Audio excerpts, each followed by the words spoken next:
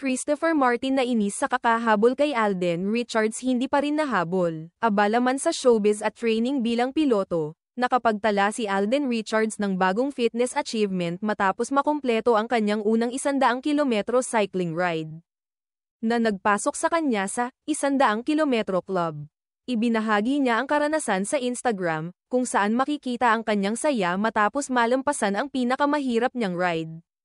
Bumuhos ang pagbati mula sa fans at kaibigan sa industriya, kabilang sina Christopher Martin at Rocco Nacino.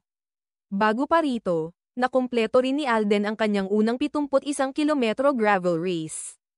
Nakilala sa mas matinding terrain.